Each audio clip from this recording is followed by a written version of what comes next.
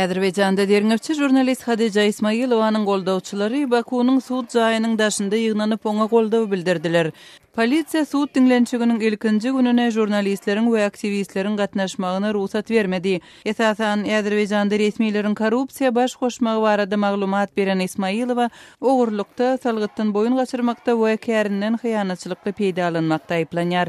Adam hukuklaryny goraýjylar we günbatar hökümetleri onuň 2014-nji ýylyň dekabr aýyndan bäri suuddan öň tutsaklykda saklanmagyny tankyd etdiler.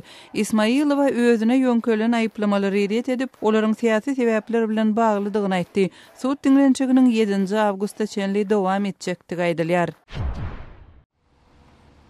Moskwanyň suudy aşy milletçi lider Ilya Goryachewy ençime adamyň öldürilmegini guramalaşdyrmakda günäli tapyp ony ömürlük türme tutsaklygyna hökm etdi.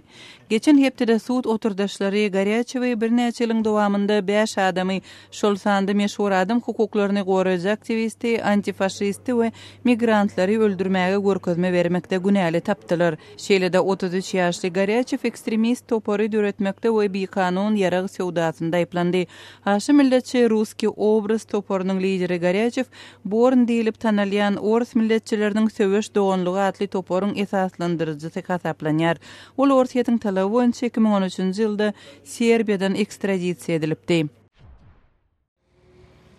Serbiýanyň paýtagty Belgradda vandallar 2-nji jahan uruşunda natsistik goşunlaryň okupasiýasynyň 80 000 pidasynyň ýadygarligine ýazgy galdyrdylar.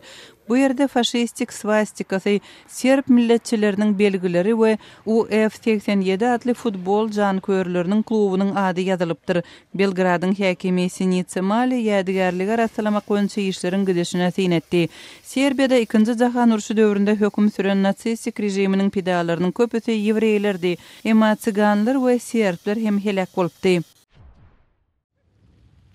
Gürcistan 2015-nji ýylda Ýewropanyň ýaşlar olimpiada oýunlaryny geçirmäge taýýarlanýar.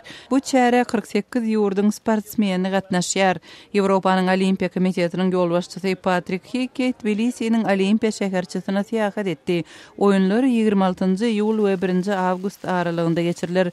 Gürcistanyň paýtagtynda Olimpiya oýunlaryna taýýarlyk görmek üçin çuly guruluşyklar alınıp barylýar. Bäsleşlik 3800 sportçynyň gatnaşmagynda 9 sport görünüşi boýunça geçirilir. Siz günüň täzelikleri bilen tanyş boldunuz.